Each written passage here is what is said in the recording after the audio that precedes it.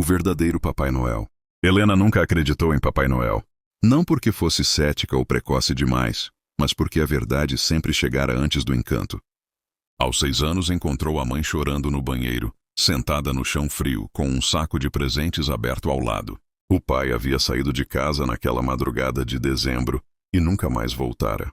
Desde então, Helena aprendeu que adultos mentem para proteger a si mesmos, não as crianças.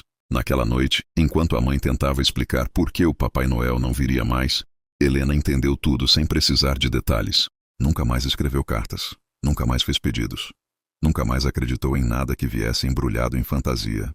Agora, aos 15 anos, ela observava o bairro se encher de luzes piscantes como se fossem sinais de um idioma que não falava mais. Casas iluminadas, árvores enfeitadas, músicas repetidas que prometiam alegria obrigatória. Tudo parecia falso, tudo parecia ensaiado. Por isso, quando encontrou o primeiro presente, pensou que fosse uma brincadeira. A caixa estava sobre a cama quando voltou da escola. Um embrulho impecável, papel dourado com detalhes prateados que refletiam a luz do fim de tarde. Um laço perfeito, simétrico demais. Não havia pegadas no quarto, nem sinais de arrombamento. Apenas o presente, como se sempre tivesse estado ali. O cartão dizia apenas, de Papai Noel. Helena sentiu um arrepio involuntário. Mãe? Chamou descendo as escadas. A mãe estava na cozinha, exausta, com olheiras profundas e mãos trêmulas. Jurou que não havia entrado no quarto. Jurou que não comprara nada. Riu nervosa, sugerindo que talvez algum vizinho tivesse confundido as casas. Helena não riu. Abriu o presente sozinha, no quarto, com a porta trancada. Dentro, havia um livro antigo, capa de couro vermelho, gasto nas bordas. O título estava quase apagado, mas ela reconheceu imediatamente O Pequeno Príncipe. A edição exata que o pai costumava ler para ela antes de dormir. Aquela que havia sido jogada fora durante uma das crises da mãe. Na primeira página, uma frase escrita à mão. Você aprendeu cedo demais que adultos mentem. Helena fechou o livro com força. O segundo presente chegou 2 dias depois. Desta vez, estava sob a árvore da sala, que a mãe montara mais por hábito do que por alegria. O embrulho era prateado, frio ao toque, e o cartão repetia a mesma caligrafia elegante. Dentro havia um espelho pequeno, oval, com moldura antiga. No verso, outra mensagem. Você se viu antes da hora. Naquela noite, Helena sonhou que estava sentada no colo de alguém enorme.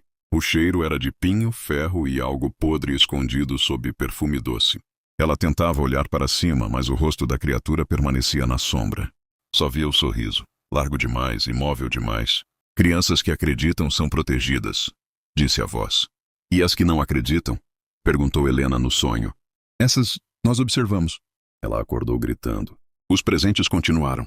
Uma boneca sem olhos, idêntica à que a mãe perdera num incêndio quando criança. Um álbum de fotos que ninguém lembrava de ter tirado, mostrando momentos íntimos da família. Brigas, choros, portas batidas. Uma caixa de música que tocava a canção que o pai assobiava ao sair de casa naquela madrugada. Cada presente vinha com uma frase. Você viu demais. Você entendeu cedo demais. A inocência não é tirada, é abandonada. Helena parou de dormir. A mãe começou a emagrecer rapidamente, como se algo estivesse drenando sua força. Dizia ouvir passos no telhado, sinos distantes, arranhões nas paredes durante a madrugada. Na escola, Helena pesquisou obsessivamente. Lendas antigas, versões esquecidas do Papai Noel, criaturas pré-cristãs, juízes do inverno, entidades que recompensavam e puniam não com base em comportamento, mas em essência. Encontrou um nome repetido em textos obscuros, escritos em idiomas quase extintos. Nicolaus der Wahrhafte, o verdadeiro. Segundo os relatos, ele não vinha por chaminés nem ria, não dava brinquedos. Ele observava crianças que deixavam de acreditar cedo demais. Não por maturidade, mas por trauma, abandono, dor. Crianças forçadas a enxergar o mundo como ele realmente era. Essas crianças eram consideradas quebradas. E coisas quebradas precisavam ser corrigidas. Na véspera de Natal, Helena encontrou o último presente. Era maior. Pesado. O papel era uma mistura de dourado e prata que parecia pulsar à luz das velas. O cartão trazia apenas uma palavra. Venha.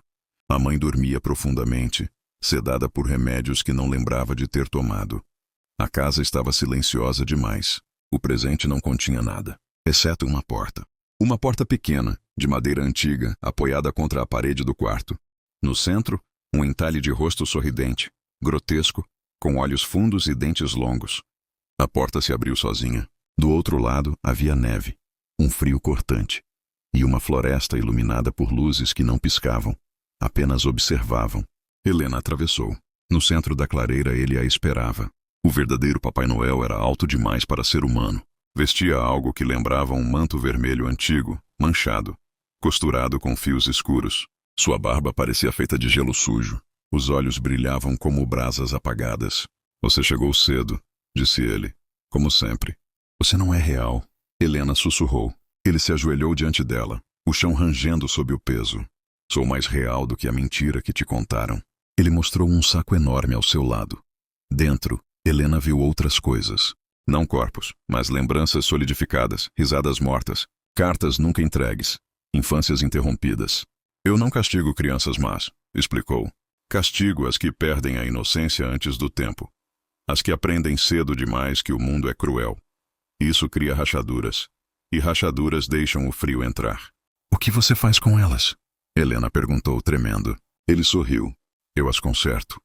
Eu as levo para um lugar onde nunca mais precisarão fingir que acreditam. Helena entendeu. Os presentes não eram ameaças. Eram despedidas. Minha mãe, ela começou. Ainda acredita, disse ele. Mesmo quebrada, mesmo cansada. Ela ainda acredita. O sorriso dele se fechou. Você não.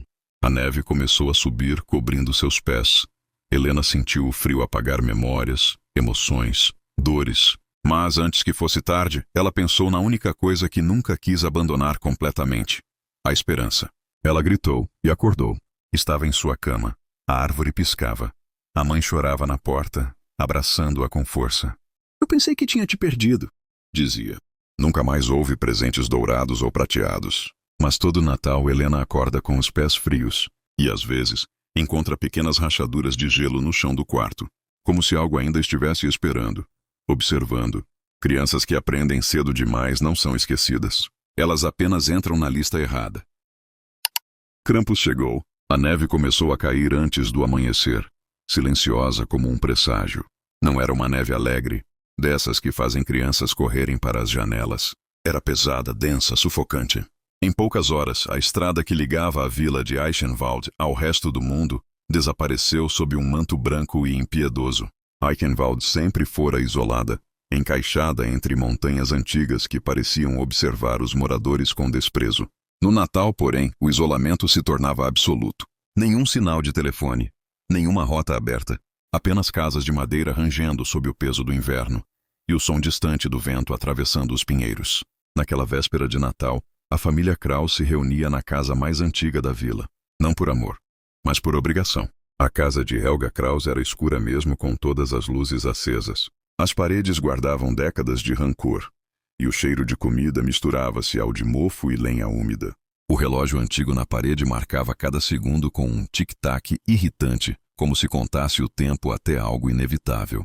Helga, a matriarca, observava tudo com olhos afiados. Nunca perdoara ninguém, nem os filhos, nem o falecido marido, nem a própria vila. Se atrasarem mais, a ceia esfria, murmurou, ajustando a toalha vermelha bordada com símbolos natalinos que pareciam antigos demais para serem apenas decoração. Otto, o filho mais velho, chegou primeiro. Um homem de meia idade com o rosto sempre tenso, carregando frustrações como se fossem medalhas. Atrás dele vinha Marta, sua esposa, reclamando do frio, da neve, da estrada, da vida. Eu disse que não devíamos ter vindo. Ela sussurrou alto demais. Logo chegaram Greta, a filha do meio, com um sorriso falso. E Hans, o irmão mais novo dos adultos, sempre bêbado antes mesmo do jantar começar. Por último, quase esquecido, estava Lucas, o caçula, 10 anos. Olhos atentos demais para uma criança. Silencioso como a neve lá fora. Lucas observava, sempre observava. A mesa estava farta, mas o clima era indigesto. Você ainda mora naquela casa velha? Otto perguntou a Hans com desprezo. Pelo menos eu não vendi a alma para o banco. Hans respondeu, erguendo o copo. Greta revirou os olhos. Vocês dois são patéticos. A mamãe devia ter criado pessoas melhores. Helga bateu a mão na mesa. Respeito, é Natal. Mas nem ela acreditava nisso. As discussões se acumulavam. Dinheiro, herança, mágoas antigas, Acusações que jamais foram resolvidas. Ninguém percebia Lucas, sentado na ponta da mesa, apertando o garfo com força. O menino olhava para o pequeno presépio sobre a lareira.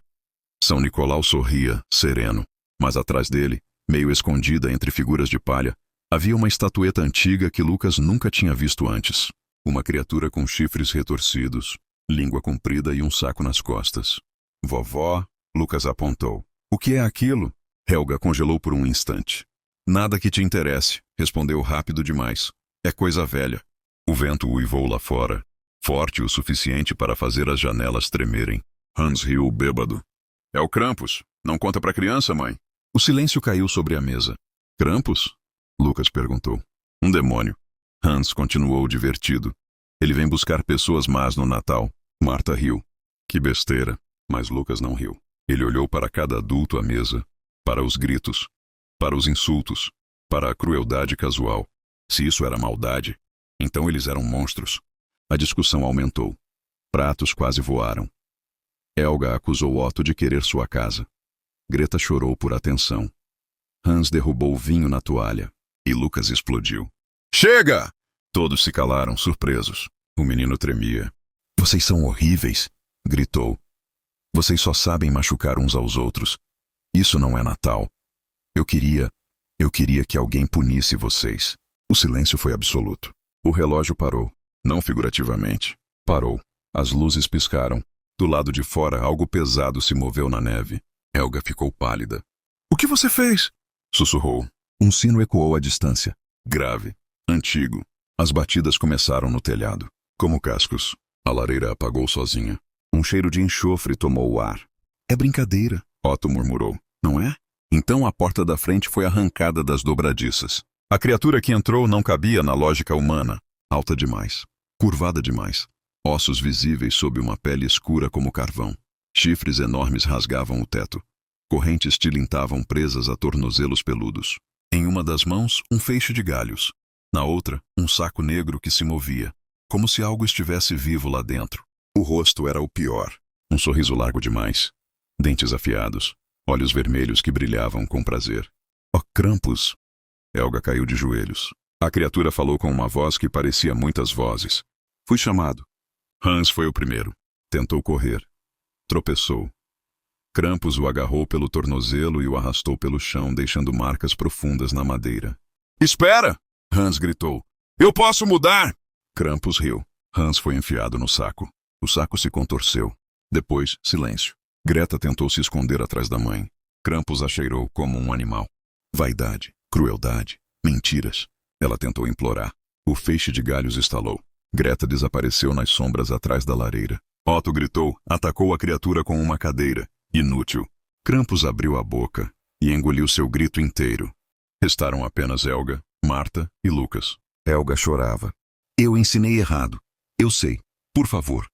Krampus inclinou a cabeça. Você sabia. Sempre soube. As correntes se fecharam. Lucas estava paralisado. Krampus se virou para ele. Por um momento, o terror foi absoluto. Então a criatura se ajoelhou. Você chamou, mas não é como eles. Lucas chorava. Eu só queria que eles parassem. Krampus tocou a testa do menino com uma garra gelada. Aprenda, desejos ditos em voz alta sempre cobram seu preço. A criatura recuou, desaparecendo na nevasca com seus prisioneiros. A casa ficou vazia, silenciosa. Na manhã de Natal, a vila encontrou a casa Kraus aberta. Mesa posta. Comida intacta. Nenhum sinal da família. Apenas Lucas, sentado no chão, segurando a estatueta do Krampus. Ele nunca mais falou. Mas todos os anos, quando a neve cai forte demais, o sino ecoa. E crianças boas dormem tranquilas. Porque Krampus ainda anda. E ele nunca esquece um pedido. A árvore que não esquece.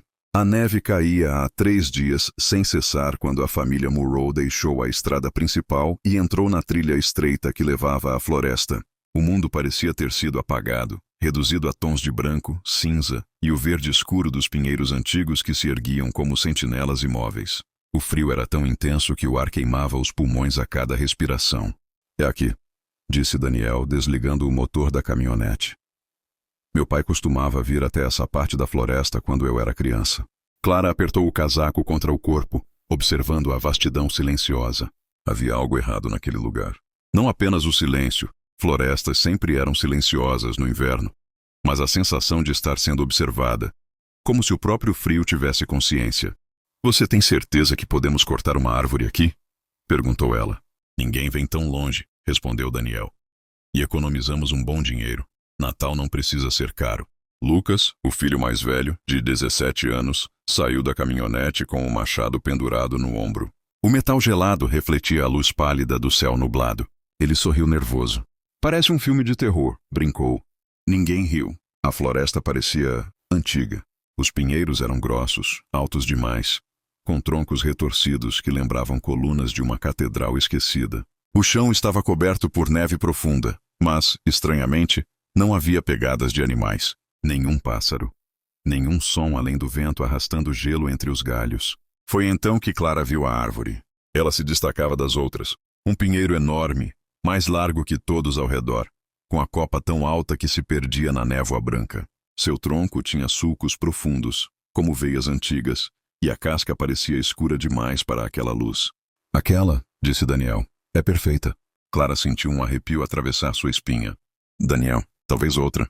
Essa é a melhor, cheia, alta, vai ficar linda. O machado bateu no tronco com um som seco. O eco se espalhou pela floresta como um grito sufocado. No segundo golpe, Clara teve a impressão de ouvir algo diferente. Um estalo mais profundo. Um rangido que não vinha da madeira, mas de algo interno, vivo. Vocês ouviram isso? Perguntou ela. É só o frio, respondeu Lucas, já suando apesar da temperatura. O terceiro golpe fez o chão tremer levemente. Então aconteceu. Do interior do tronco algo chorou.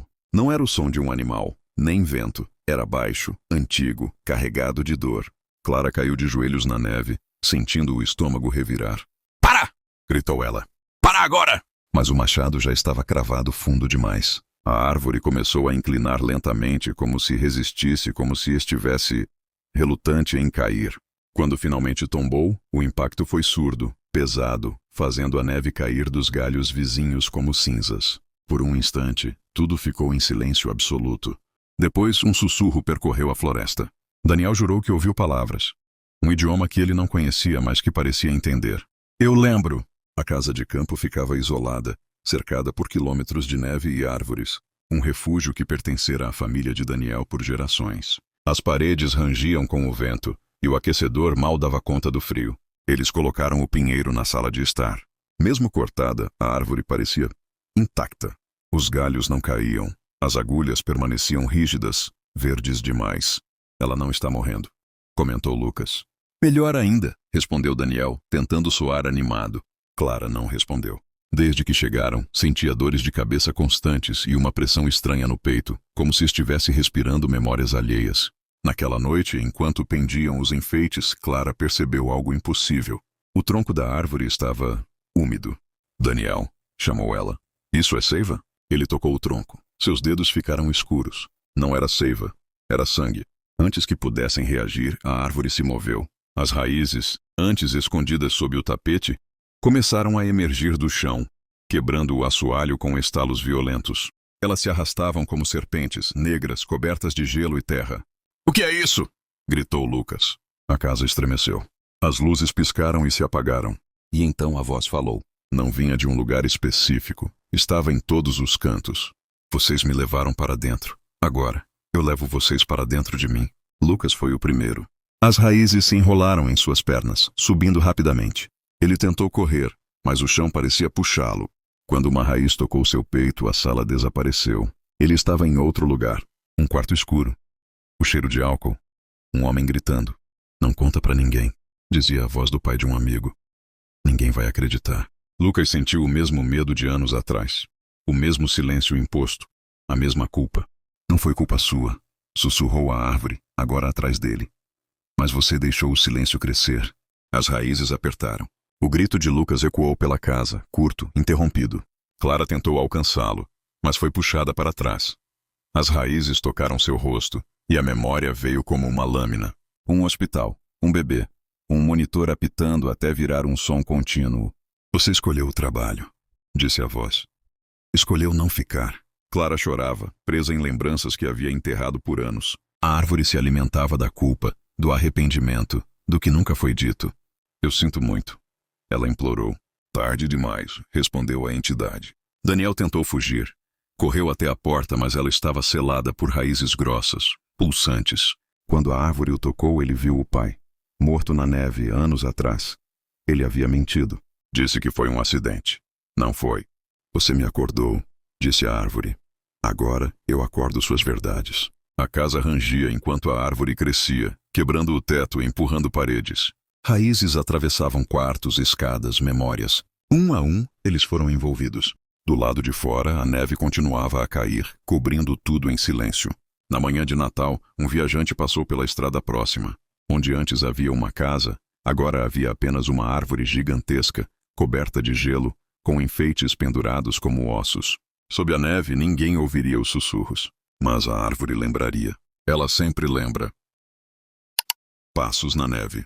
A neve caía com a delicadeza enganosa das coisas perigosas. Não era uma nevasca violenta, mas um manto espesso, silencioso, que engolia sons, pensamentos e memórias. A vila de São Nicolau do Vale dormia sob aquele branco absoluto, como se tivesse sido cuidadosamente apagada do mundo. Elias Morrow apertou o sobretudo contra o corpo franzino enquanto fechava o portão de ferro da igreja. O rangido ecoou alto demais para aquela noite santa. Ele fez o sinal da cruz, mais por hábito do que por fé, e começou a caminhar. Tinha 78 anos. A missa da meia-noite era o último ritual que ainda o ligava àquele lugar, e talvez a vida como a conhecia. A esposa, Clara, partira há 5 invernos. Os filhos haviam ido embora décadas antes. Restavam-lhe a casa antiga, o relógio de parede que insistia em atrasar, e a estrada de neve que agora se estendia à sua frente.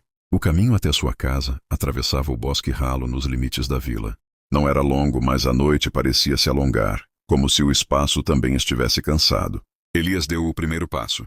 O som seco da bota afundando na neve quebrou o silêncio. Deu o segundo. Algo soou atrás dele. Outro barulho. Ele parou. O som cessou. Elias franziu a testa. O frio fazia truques com a mente, dizia Clara. Ele respirou fundo e voltou a andar. Os passos retornaram. Não eram apressados, nem pesados. Eram cuidadosos, precisos, sincronizados. Elias parou novamente. Silêncio. O coração bateu mais rápido do que gostaria de admitir. Ele se virou devagar. Nada. A estrada vazia, ladeada por árvores nuas que pareciam dedos ossudos apontando para o céu. Nenhuma luz, nenhuma sombra fora do lugar. Bobagem, murmurou, sentindo o vapor da própria respiração. Recomeçou, desta vez um pouco mais rápido. Os passos acompanharam. Se acelerava, eles aceleravam. Se diminuía, diminuíam. Nunca à frente, nunca ao lado, sempre atrás. Sempre na distância exata de um corpo. O pânico chegou de forma sutil, como o frio que se infiltra pelos ossos antes de ser sentido na pele. Elias tentou racionalizar. Talvez outro fiel, um vizinho, um animal. Mas havia algo errado. Não havia deslizes. Não havia irregularidade. Os passos não erravam. Eles sabiam. A neve continuava caindo, engrossando o caminho. Elias sentiu o suor gelado escorrer pelas costas. Sua casa finalmente surgiu à frente. Uma silhueta escura com uma única janela iluminada. A lâmpada que ele deixara acesa por superstição. A porta nunca parecera tão distante. Ele quase correu nos últimos metros. Os passos também correram. Quando alcançou a varanda, virou-se bruscamente, o coração disparado, pronto para gritar, para confrontar, para ver. Nada. A estrada vazia outra vez. Mas algo chamou sua atenção. As pegadas. Elias se inclinou, sentindo as articulações protestarem. Havia apenas um par de pegadas na neve, profundas, perfeitamente alinhadas. As suas, nenhuma outra. Como se algo o tivesse seguido, pisando exatamente onde ele pisava. O vento soprou entre as árvores, produzindo um som que lembrava um sussurro antigo. Elias sentiu um arrepio que não vinha do frio. Entrou em casa e trancou a porta com força excessiva. O interior estava morno. O cheiro de pinho do pequeno galho decorativo sobre a mesa misturava-se ao odor de madeira velha. Elias apoiou-se na porta por alguns segundos, tentando acalmar a respiração. Está tudo bem, disse para o vazio. O relógio de parede marcava 00:17. Ele tirou as botas, pendurou o sobretudo e caminhou lentamente até a sala. O silêncio parecia mais denso ali dentro, como se a casa estivesse prendendo o fôlego. Foi então que ouviu o barulho outra vez. Não, não podia ser. Outro vinha de fora, da varanda. Passos, lentos, cautelosos. Elias sentiu o estômago revirar. Aproximou-se da janela e afastou levemente a cortina. A neve continuava intocada. Nenhuma pegada. Mas os passos continuavam, agora mais próximos, como se algo estivesse andando, sem tocar o chão. A maçaneta da porta girou lentamente. Elias recuou, tropeçando na poltrona. O coração parecia querer rasgar o peito. Ele tentou gritar, mas a voz morreu na garganta. A porta não se abriu. O som cessou. Silêncio absoluto. Minutos passaram, talvez horas. Quando Elias finalmente criou coragem para olhar novamente pela janela, algo havia mudado. As pegadas estavam de volta. Um único par. Começando na estrada, atravessando o jardim, parando exatamente diante da porta. Mas agora, apontavam para dentro da casa. O relógio bateu uma única vez. 1 da manhã. Elias sentiu um frio impossível, como se a neve estivesse agora dentro dele. Atrás de si, no reflexo escuro da janela, viu algo se mover. Não uma forma definida, não um rosto. Apenas a sensação esmagadora de que não estava mais sozinho. Elias não se virou. Sabia, com a certeza primitiva que antecede o pensamento, que se o fizesse, algo se completaria. Algo antigo, aguardando pacientemente por aquele instante exato. Seus dedos agarraram o encosto da poltrona tão forte que as articulações estalaram. O reflexo na janela ondulava como água escura. Não havia forma definida, mas havia presença. Uma ausência pesada, como o espaço que fica quando alguém apaga uma vela num quarto fechado. O ar esfriou de repente, e o cheiro da casa mudou. A madeira antiga deu lugar a um odor úmido, de terra revolvida e neve velha. O relógio de parede voltou a funcionar.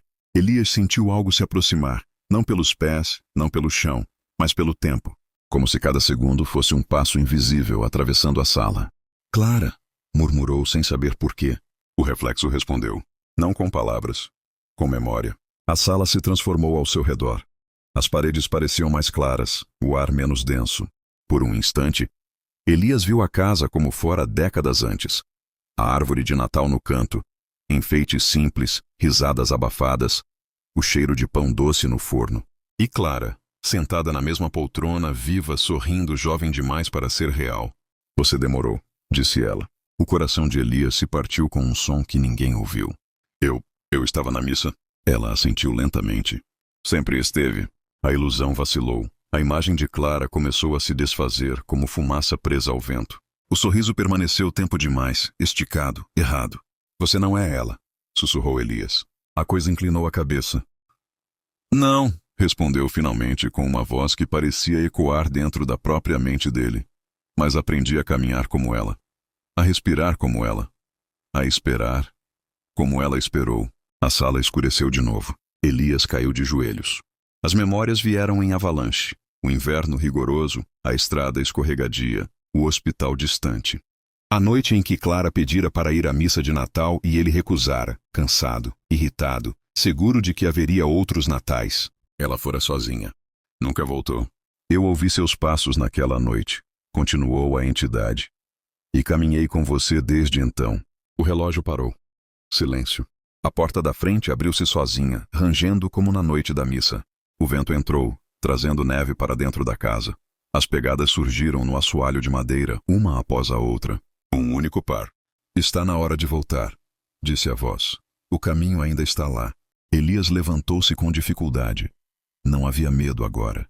Apenas um cansaço profundo, antigo. Vestiu o sobretudo, calçou as botas e atravessou a porta aberta.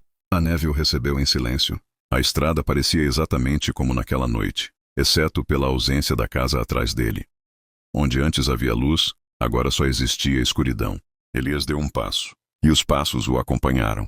Mas desta vez, quando parou, eles continuaram. Elias olhou para trás. Viu-se ali, parado, imóvel, observando-o partir. 2 homens idênticos, um seguindo, outro sendo seguido. A neve começou a cair mais forte, apagando tudo. Na manhã de Natal, moradores da vila encontraram um corpo congelado próximo à estrada do bosque. Nenhum sinal de luta, nenhuma pegada ao redor, exceto um único par, começando e terminando no mesmo lugar. A casa de Elias permaneceu vazia desde então. Mas todos os anos, na véspera de Natal, quem atravessa aquele caminho jura ouvir passos na neve. Sempre no mesmo ritmo, sempre no mesmo lugar. E se você parar, eles param. O hotel esquecido. A neve começou a cair ainda antes do pôr do sol. Primeiro leve, quase bonita, como se o Natal tivesse decidido se anunciar com delicadeza. Depois, pesada, insistente, engolindo a estrada estreita que cortava a serra. O carro de Daniel avançava com dificuldade, os faróis abrindo um túnel curto demais no branco infinito. Ainda faltam quantos quilômetros? Perguntou Clara, apertando o casaco contra o corpo. Daniel olhou o GPS. A tela piscava, confusa. Uns 15, talvez menos. No banco de trás, Lucas, de 7 anos, observava a neve colar no vidro. Ele sorria. O Natal sempre o deixava assim, silenciosamente feliz. Quando o motor começou a falhar, Daniel sentiu o primeiro frio verdadeiro. Não o da neve, mas o da certeza de que algo não estava certo. O carro morreu poucos minutos depois, sem sinal, sem estrada visível, sem alternativa. Foi então que viram o hotel. Surgia da nevasca como um erro antigo que ninguém corrigiu. Grande demais, escuro demais, com janelas altas e uma fachada de pedra coberta por musgo e gelo. Um letreiro torto, quase ilegível, rangia com o vento. Hotel Alvorecer.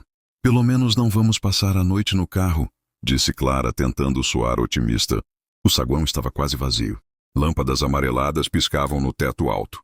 O ar cheirava a poeira antiga, madeira molhada e algo mais. Metálico. Um sino enferrujado repousava sobre o balcão da recepção. Daniel tocou nele. O som ecoou mais do que deveria. Depois de alguns segundos, um homem surgiu por trás de uma porta lateral. Era alto, magro demais, com cabelos grisalhos penteados para trás e olhos fundos, sem brilho. Boa noite, disse ele. Não esperávamos hóspedes. A palavra esperávamos soou estranha. A estrada fechou, explicou Daniel. Precisamos passar a noite. O homem observou Lucas por um tempo longo demais antes de responder. Claro, sempre há quartos disponíveis. Não pediu documentos, não comentou preços. Apenas entregou uma chave pesada, com o número 217 gravado em metal escurecido. O jantar foi servido há horas, acrescentou. Mas a cozinha ainda está aberta. Enquanto subiam pelo elevador antigo, que rangia e gemia como se estivesse cansado de existir, Clara sentiu um arrepio estranho. Você percebeu? Sussurrou. O quê? Não tem outras crianças. Daniel deu de ombros. É um hotel velho no meio da serra, véspera de Natal. Mas Lucas não parecia incomodado. Ele sorria. O quarto era grande demais para uma família só. Os móveis tinham estilo antigo, a madeira marcada por rachaduras profundas, como se tivesse sobrevivido a incêndios, enchentes, abandonos. A janela dava para um pátio interno coberto de neve, onde uma árvore de Natal seca permanecia de pé, decorada com enfeites quebrados e luzes apagadas. Mamãe, disse Lucas enquanto tirava o casaco. Posso sair um pouco? Sair? Agora? Clara franziu a testa. Eu ouvi alguém no corredor. Daniel e Clara se entreolharam. Deve ser outro hóspede, disse Daniel. Mas já está tarde. Amanhã você brinca. Lucas assentiu, mas seu olhar permaneceu fixo na porta. Naquela noite, Clara acordou com um som baixo. Passos, vindo do corredor. Olhou para o lado. A cama de Lucas estava vazia. O coração disparou. Daniel, sussurrou, sacudindo o marido. O Lucas... A porta do quarto estava entreaberta. O corredor estava iluminado apenas por lâmpadas espaçadas, criando longas faixas de sombra. O carpete abafava os passos, tornando tudo irreal, como um sonho ruim. Lucas! Chamou Clara. Shhh! A voz infantil veio do fim do corredor. Lucas estava ajoelhado no chão, conversando com alguém. Uma criança, ou algo que parecia uma. Tinha na altura de Lucas, mas o corpo era fino demais, alongado, como se tivesse sido esticado. O rosto permanecia sempre nas sombras, apesar da luz acima. Quem é você? Perguntou Daniel, sentindo um peso estranho no peito. A criança virou lentamente a cabeça. Sou Elias, disse com uma voz suave demais. Eu moro aqui. Lucas sorriu. Ele não tem ninguém para brincar, explicou. Daniel pegou o filho pelo braço. Já chega. Enquanto voltavam para o quarto, Clara teve certeza de que ouviu um sussurro atrás deles. Ainda não. No dia seguinte, a nevasca havia piorado. A recepção estava vazia. O mesmo homem da noite anterior parecia mais pálido, como se tivesse dormido mal por décadas. A estrada continua fechada, disse ele. Talvez por alguns dias. Clara sentiu o chão se mover sob os pés. Alguns dias. O inverno aqui é imprevisível. Lucas estava inquieto. Olhava constantemente para os corredores, para as escadas, para portas que pareciam não levar a lugar nenhum. O Elias quer me mostrar o salão antigo, disse ele durante o almoço. Não, respondeu Clara seca. Você não vai sair do nosso lado.